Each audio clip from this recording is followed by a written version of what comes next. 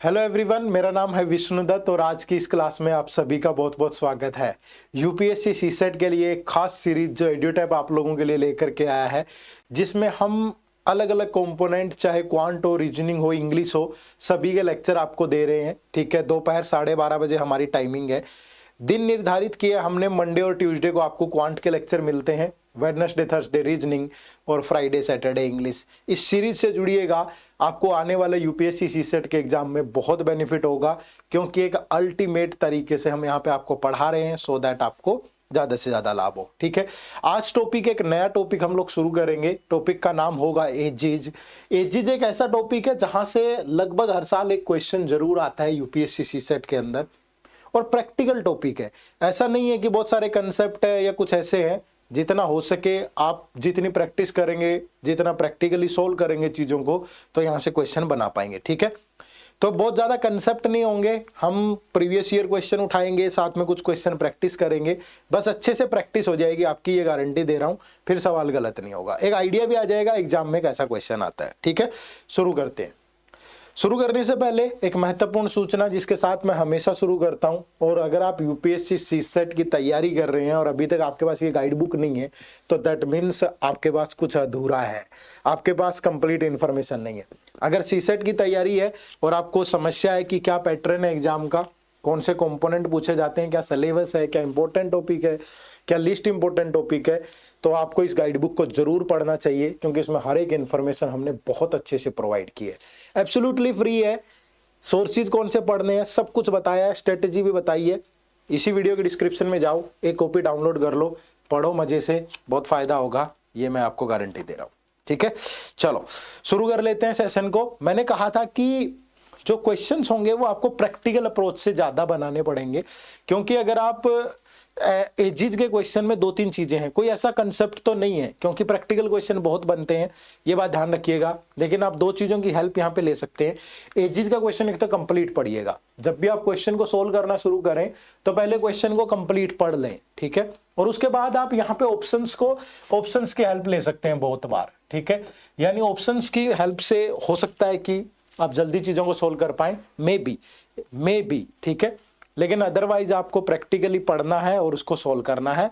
और कोई इसमें ऐसा नहीं है, क्योंकि मैं हर टॉपिक जो भी मैंने पढ़ाया उसमें मैं कुछ कंसेप्ट आपको बताता हूं कि ये कर लो, फिर ये कर लो, फिर ये कर लो। यहाँ पे कोई ऐसी चीज नहीं है, सिर्फ प्रैक्टिकल है। बट हम यहाँ PYQ भी लेंगे, नॉर्मल क्वेश्चन भी लेंगे, तो शायद आपको मजा आएगा बहुत ज्यादा। ठीक है, चलो शुरू करें। क्या है, the average age of father and son at present is 27 year. Also, the difference between their age is 30 years. So, what is the respective ratio between the present age of the father and the present age of the son? आप कहोगे शायद sir आपने बहुत आसान question से शुरू किया है। आसान भी पूछता है भाई, सिर्फ मुश्किल नहीं आते हैं। अगर मैं यहाँ पे बात करूं, ये फादर है और ये सन है। ठीक है, अब क्या बोला गया है कि दोनों की जो एवरेज एज है, एवरेज एज का मतलब ये है कि अगर फादर की एज x है और सन की y है, तो एवरेज का मतलब है कि दोनों का total divide by 2 that is equal to 27। यानी कि x प्लस वाई की वैल्यू होगी 54। अब वो क्या कह रहा है कि उनकी एज में जो डिफरेंस है दैट इज 30 ईयर। फादर बड़े ही होंगे, तो मैं बोल सकता हूं कि x minus Y that is equal to 30। तो जब आप ये एक इक्वेशन बन गई है, दो लीनियर इक्वेशन बन गई ना, अगर दोनों को सोल्व करें, दोनों का सम कर दें, तो ये कैंसिल हो गया, that is 2x is equal to 84। तो x की जो वैल्यू होगी ये 2 से जाएगा तो 42 आ जाएगा, है ना। x की वैल्यू 42 है, तो y की वैल्यू हम यहां से निकाल सकते हैं, दैट इज 54 माइनस 42 यानी कि 12 ईयर्स। तो जो पिताजी हैं वो 42 ईयर के होंगे और जो सन है वो 12 ईयर्स के होंगे। तो ये आपको यहां से मिल गया। तो हमें बताना है कि दोनों की एज में रेशियो क्या होगा। तो जो आप 6 से सिंपलीफाई करेंगे इसको, तो 7:2 मिलेगा आपको, that is given in the option number 2। ठीक है, थोड़ा ध्यान से चूज करिएगा, बहुत बार 2772 इसमें कंफ्यूजन हो जाता है, आगे पीछे कर देते हैं, क्वेश्चन गलत हो जाएगा आपका। ठीक है जी, बात समझ पा रहे हो। चलो अगले सवाल की तरफ बढ़ते हैं। कोशिश करिए जब भी क्वेश्चन आपकी स्क्रीन पे आ रहा है, आप वीडियो को पॉज करें, पहले खुद से बनाएं, है ना। चलो देखो क्या है, The average age of a man and his twin sons born on the same day is 30 year. एक मैन है और दो उसके ट्विन सन है। ट्विन का मतलब है दो, और ट्विन सन मतलब दो, और दोनों की जो एज है वो सेम ही होगी, सन 1 सन 2, ऐसे ले लेते हैं हम, क्योंकि दोनों सेम डे को ही पैदा हुए। तो अगर ये x है और इनकी एज y है, ठीक है, तो मैं बोल सकता हूं कि x plus Y divide by 3 that is equal to 30, क्योंकि इनकी एवरेज एज 30 बोला गया है ना। नेक्स्ट है the ratio of the age of father and son of one of his son is this. अगर उनकी एज में रेशियो देखूं तो दैट इज 5:2 है, ठीक है। तो अब आपको ये भी लेने की जरूरत नहीं है x और y, क्योंकि x की वैल्यू 5 है, y की 2 है, तो y की भी 2 होगी, क्योंकि दोनों सेम है। तो what is the father's age, तो आप यहां पुट कर दो इसको, x की जगह 5 पुट करेंगे, ठीक है। ये हो गया 5 + 2 divide by 3 that is equal to 30, ठीक है। तो ये ऊपर बन गया 9/3 इज इक्वल टू 30, तो ये 3 से कैंसिल हो गया। 3 की वैल्यू 30 है, तो 1 की वैल्यू कितनी होगी 10, तो आप इनको 10 से मल्टीप्लाई कर दीजिए। तो यानी कि मैन की एज जो है 50 है और जो सन है वो दोनों 20 के हैं, ठीक है। तो मैन की एज हमसे पूछी है दैट इज 50 ईयर्स, यानी कि given in the option number 1, ठीक है, ऑप्शन नंबर 1 में दिया गया है। बात समझ पाए? चलो आगे बढ़ें तो नेक्स्ट क्वेश्चन नंबर 3 देखिए। The ages of two persons are in the ratio of 5:7. 16 years ago, their ages were in the ratio this. Their present ages. अब देखो यहाँ पे आप एक तरीका तो ये भी अपना सकते हो कि उसने बोला कि 2 पर्सन्स हैं, A और B 2 पर्सन है। अब उनकी जो प्रेजेंट एज है, प्रेजेंट एज दैट इज 5:7 में है, ठीक है। और 16 years ago जो उनकी एज थी दैट इज इन द 3:5। तीन तरीके हैं। पहला तरीका तो एक ट्रिक है। क्या ट्रिक है? देखो, एज में जो डिफरेंस है वो 16 इयर्स का है, ठीक है। अब यहां पे आप देखोगे 5 से 3 गया तो ये भी 2 का डिफरेंस है, और 7 से 5 पे गया तो ये भी 2 का डिफरेंस है। अब ये दोनों का डिफरेंस सेम होना चाहिए, क्योंकि एज का डिफरेंस सेम है। तो आप बोल सकते हो कि ये 2 की वैल्यू 16 होगी, तो 1 की वैल्यू कितनी होगी 8, तो 5 की वैल्यू कितनी होगी 40, और 7 की वैल्यू 7 × 8 56। तो आपको पता चल गया कि उनकी एज कितनी है 40 और 56। लेकिन somehow maybe there can be different values, कि जो वैल्यू है ये 5:3 7 से 5 पे ये डिफरेंस सेम ना हो, तब क्या करेंगे? तो आप इसको x ले सकते हैं कि मान लीजिए इसकी एज 5x है, इसकी 7x है, तो 5x - 16 और 7x - 16, तो इनकी 16 ईयर एगो रेशियो कितना 3:5। तो आप क्रॉस मल्टीप्लाई करेंगे तो it's 25x - 80 that is equal to 21x - 48। तो ये 4 इधर आके 4x बचेगा, ये उधर जाके ऐड होगा तो 32, और x की वैल्यू आ जाएगी 8। तो यहां पे इसकी एज आ जाएगी 5 × 8 और ये 7 × 8। क्लियर है? तो दोनों तरीके आसान है। अगर आप मुझसे पूछोगे बेटर कौन सा है, तो ये वाला बेटर है, क्योंकि जरूरी नहीं है कि ये जो डिफरेंस है ये सेम होगा। और बहुत बार ऐसा भी होता है डिफरेंस सेम ना हो तो सेम बना भी सकते हैं। यूपीएससी है भाई, अगर यही बैंक का क्वेश्चन होता, एसएससी में पूछता, तो मैं बता भी देता आपको किस तरीके से कर लो, क्योंकि यहाँ इस तरीके से सवाल पूछेगा भी नहीं, थोड़ा घुमा के ही पूछता है, ठीक है। तो ये वाला तरीका बेटर है, टाइम की भी कोई ज्यादा समस्या नहीं है। अब इसी को भाई आप बाय ऑप्शन कर सकते थे। आप बाय ऑप्शन कैसे करते भाई? बाय ऑप्शन ऐसे करते ना कि प्रेजेंट एज का रेशियो 5:7 है। अगर आप इन दोनों को देखो तो ये तो 3:4 है, 15 से कैंसिल हो गया, ये गया 8 से, तो ये 5:7 है, बिल्कुल सही है। इसको आप देखोगे तो ये कट ही नहीं रहा, इसको आप देखोगे तो ये 2 से गया 15:22, तो इसको छोड़ के बाकी कोई उस रेशियो में है ही नहीं, तो आप डायरेक्टली यहीं से बता देते, कोई दिक्कत नहीं थी। तो ऐसे हेल्प ले सकते हो ऑप्शंस के भी, ठीक है। चलो नेक्स्ट क्वेश्चन नंबर 4 देखो। The present age of a man is 5 times the age of his son 5 years ago. The age of the man was 10 times the age of his son at that time. How old is the man at present? ठीक है, the present age of man is 5 times the age of his son. अब एक simple ही देखो, अब ये तो 5 का multiple ही नहीं है, ये भी 5 का मल्टीपल नहीं है, तो आंसर यही तो बचेगा। The present age of a man is 5 times the age of his son, ठीक है ना। तो how old is man at present, तो ये तो 5 का मल्टीपल ही नहीं है, सन की एज जो भी हो, तो ये तो कैंसिल ही हो गया। तो अगर मैं कहूं कि मैन की एज 45 है बाय ऑप्शन, और ये सन का 5 टाइम है, तो 45 को 5 से डिवाइड करोगे, सन की एज आ गई 9। अब वो कह रहा है कि 5 years ago, तो 5 years ago ये कितने साल का होगा मैन? 40 साल का, और सन कितने साल का होगा, सन होगा 5 ईयर का। तो वो कह रहा है कि मैन वाज 10 टाइम्स, ठीक है 5 ईयर एगो है सॉरी, तो ये कितने का होगा 4 का, और ये इसका 10 टाइम भी है, तो सेटिस्फाई कर गया ना सब चीजें। तो आप इस तरीके से ऑप्शन की हेल्प ले सकते हो।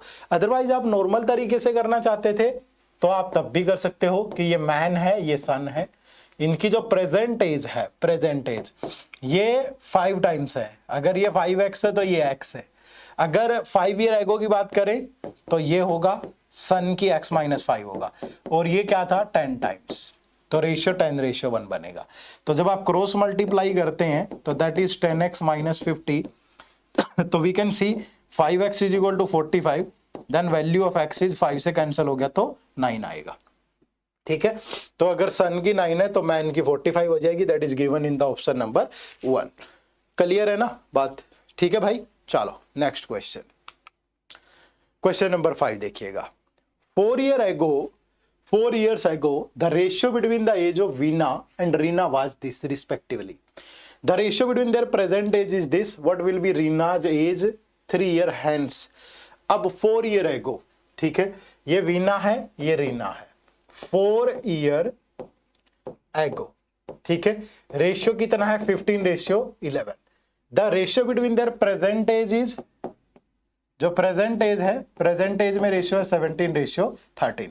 अब अगर मैं प्रेजेंट एज को 17x और 13x ले लूं कोई दिक्कत तो नहीं है, क्योंकि अगर हम प्रेजेंट एज में से 4 ईयर माइनस कर देते हैं, ठीक है, तो रेशियो 4 ईयर एगो का आ जाएगा, दैट इज 15:11।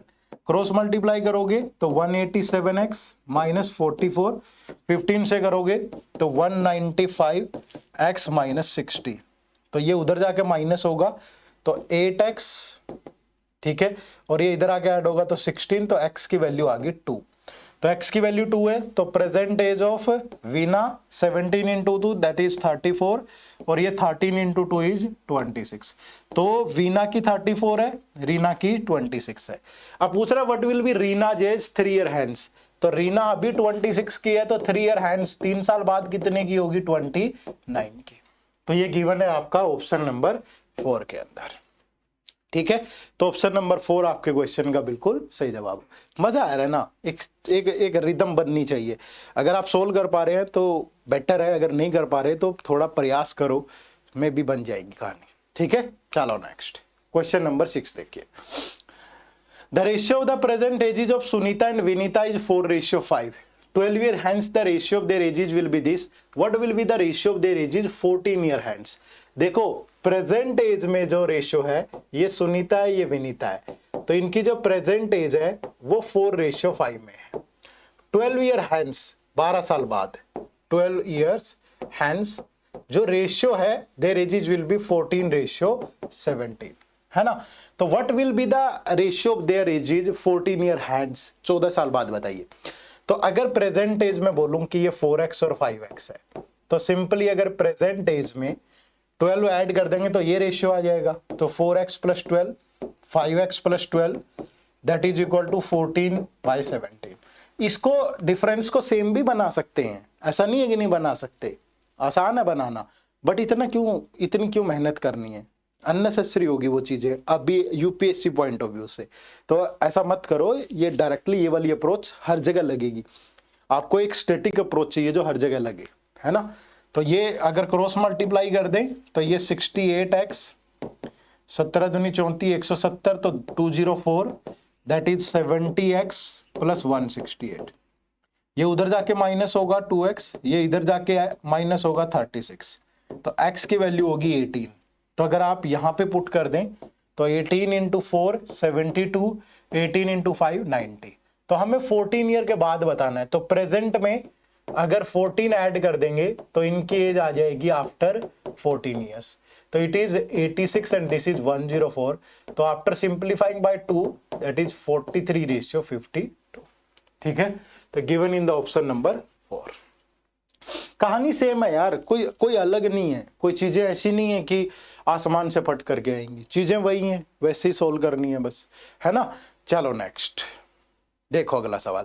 वीडियो रोक लो, यही वीडियो रोक लो, पहले खुद बनाओ फिर आना, ठीक है। देखो the ratios of the ages of a father and son 10 year hence will be this. 10 year hence, 10 साल के बाद एक फादर और सन की एज में रेशियो 10 ईयर हैंस, ठीक है। The age of a father and his son is 5:3, ठीक है। While 10 year ago it was 3:1। 10 year ago जो रेशियो है वो 3:1 है। The ratio of the age of the son to that of his father today. अब ये 10 year hence है, ये 10 ईयर एगो है, प्रेजेंट तो कहीं है ही नहीं, ठीक है, प्रेजेंट तो नहीं है ना। अब एक बात देखो, अब अगर मैं कहूं कि प्रेजेंट में बनाना है तो जरूरत नहीं है इतना सब करने की। आप नॉर्मली ये भी देख लो कि अगर ये 10 ईयर एगो है, मैं कहूं कि प्रेजेंट में जैसे 2023 चल रहा है, ठीक है, तो ये जो रेशियो है ये 2013 का है, 10 ईयर एगो, और ये जो रेशियो है ये 2033 का है। तो दोनों ईयर में जो गैप है वो 20 ईयर्स का है, ठीक है, दोनों ईयर में जो गैप है वो 20 का है। और यहां पे अगर आप देखोगे 5 से 3 पे गए तो डिफरेंस 2 का है, और यहां पे गए तो 2 का है, तो मतलब इस 2 की वैल्यू 20 होगी।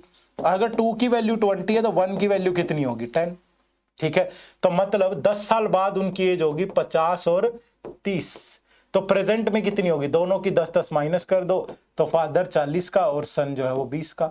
और 10 साल पहले ये 30 का था, ये 10 साल का था।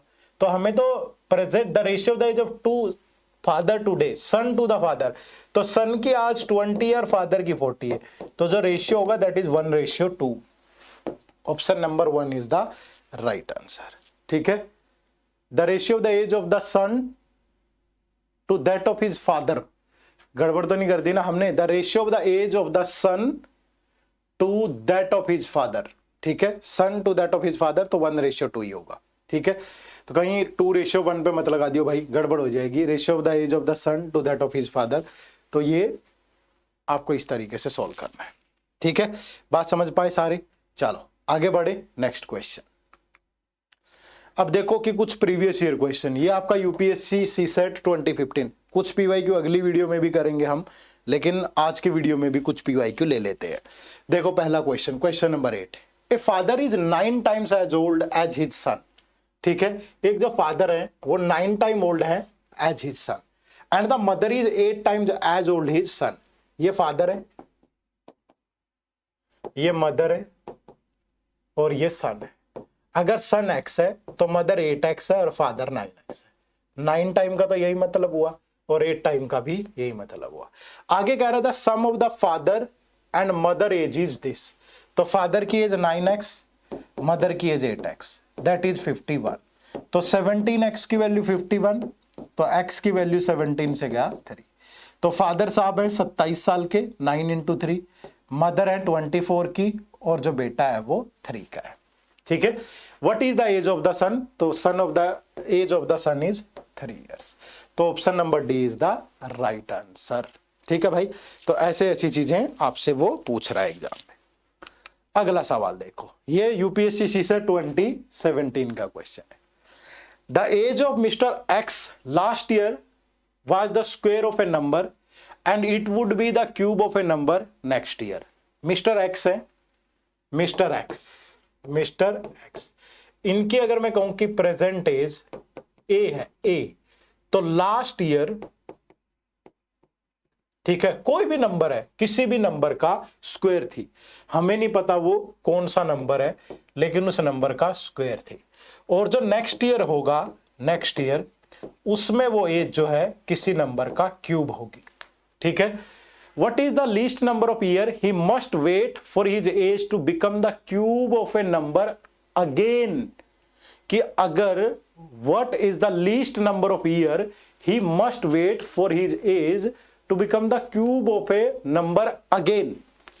अब देखो सिंपल सी चीज है, अगर मैं वो नंबर 2 ले लूं, सिंपल सी चीज है, क्योंकि क्यूब क्या होते हैं, 1 का क्यूब 1 होता है, 2 का क्यूब कितना होता है 8, 3 का क्यूब कितना होता है 27, 4 का क्यूब कितना होगा 64, 5 का कितना होगा 125। इतना तो नहीं जीता आजकल कोई इतनी बड़ी बड़ी तो ये है ही नहीं हमारे यहाँ, इतनी आयु सीमाएं, अब वर्ल्ड रिकॉर्ड बनते हैं 120 पे, तो इन्हीं में से कोई होगी। अब आप एक सिंपल सी चीज यहां से ढूंढो, ठीक है। कि यही बोला है ना कि age of Mr X last year was the square of a number and it would be the cube of a number next year. ठीक है, तो अब cube of a number next year, तो अगर उसकी एज 27 है, ठीक है, नेक्स्ट ईयर 27 है, क्योंकि 27 है तो प्रेजेंट में कितनी होगी 26 और लास्ट ईयर कितनी होगी 25, तो ये स्क्वायर है 5 का। ठीक है, और ये क्यूब है 3 का, तभी तो बनेगा ना पॉसिबिलिटी। 8 से तो बन नहीं रहा, क्योंकि अगर ये 8 है यहां 7 ये 6, तो 6 तो किसी का स्क्वायर नहीं होता है, तो 25 ही होता है। तो 27 से पहले प्रेजेंट है 26 और उससे लास्ट ईयर 25, तो ये स्क्वायर है, ये क्यूब है, तो यही बनेगा भाई। अब वो कह रहा है कि what is the least number of year he must wait for his age to become the cube of a number again। तो cube of a number again, तो ये देखो अगर उसकी एज 26 है, नेक्स्ट क्यूब कब आएगा 64, तो 26 से अगर 64 पे जाए तो 64 माइनस 26, तो उसे 38 ईयर वेट करना पड़ेगा। तो answer is option number B, क्योंकि अगला क्यूब तो 64 ही होगा, तो 38 ईयर के बाद आएगा भाई वो तो। ठीक है, चलो एक सवाल आपके लिए भी है, होमवर्क। ठीक है, यूपीएससी सीसेट 2016 में पूछा गया क्वेश्चन है, बहुत मुश्किल नहीं है। देखो मुश्किल में कभी देता भी नहीं हूं होमवर्क इतना। हाँ आपको लगेगा मुश्किल, क्योंकि यार पढ़ोगे नहीं तो लगेगा ही। ठीक है, बट थोड़ा प्रयास करो। ठीक है, जब तक प्रयास नहीं करोगे, इसका आंसर मैं अगली स्लाइड में बता दूंगा आपको, जो लास्ट स्लाइड होगी इसका आंसर बताऊंगा मैं उसमें आपको, लेकिन आपको ध्यान रखना है। ठीक है, या यहीं भी बता दूंगा, पहले वीडियो पॉज कर लो, वीडियो पॉज करके पहले खुद सोल्व करो, लेकिन सोल्व आपको करना है और आंसर मैं बता देता हूं, चेक कर लेना। ऑप्शन नंबर बी है, अगर यही आंसर आ रहा है तो राइट है, अदरवाइज नहीं है। ठीक है, बट आपको कमेंट ये करना है कि मेरा क्वेश्चन का आंसर बी आ गया है। ठीक है, you have to comment that my answer is for question number 10 is option number B. ठीक है, माता रानी की कसम, जिसने भी फिर अगर कमेंट नहीं किया तो। ठीक है, चलो अगर आप बहुत बेहतरीन कंटेंट की प्रतीक्षा में हैं, बहुत अच्छे तरीके सीखना चाहते हैं और ये सोचना, ये एकदम से फ्री होना चाहते हैं सीसेट की तरफ से, तो आप हमारे यूपीएससी सीसेट के मास्टर कोर्स को जरूर ज्वाइन करिएगा। 100 घंटे की क्लासेज हम इसमें आपको दे रहे हैं। ठीक है, 0 से लेकर एडवांस लेवल की क्लासेज है, बिल्कुल यूपीएससी का लेवल मिलेगा, कोई मैथमेटिकल बैकग्राउंड नहीं है, कोई दिक्कत नहीं है, बहुत बेसिक से है। टेस्ट सीरीज के अंदर टॉपिक वाइज टेस्ट है, सेक्शनल है, फुल लेंथ है, सब कुछ है। वीकली लाइव डाउट सेशंस रहते हैं और लाइव रिवीजन भी आपका हो जाएगा पेपर से पहले। वो रिकॉर्डेड क्लासेज होंगी, ये लाइव होंगी। ये इस बैच की फैकल्टी है। डेमो क्लास अटेंड करिएगा, इसी वीडियो के डिस्क्रिप्शन में लिंक है कोर्स का, जाओ डेमो लगाओ। अगली मुलाकात क्लास में होगी। चलिए bye bye, take care, thank you very much. Comment जरूर करके बताइएगा किस किस का आंसर आ गया होमवर्क क्वेश्चन का। ठीक है जी, अगली मुलाकात अगली क्लास में। आप सबका बहुत बहुत शुक्रिया। अगली क्लास में जो बीते हुए सालों के क्वेश्चंस हैं 2016-17 तक तो यहाँ हो गए, उसके बाद के जो पीवाईक्यू है वो भी कवर करेंगे। अगली क्लास को जरूर देखिएगा। Thank you very much. जय हिंद, जय भारत।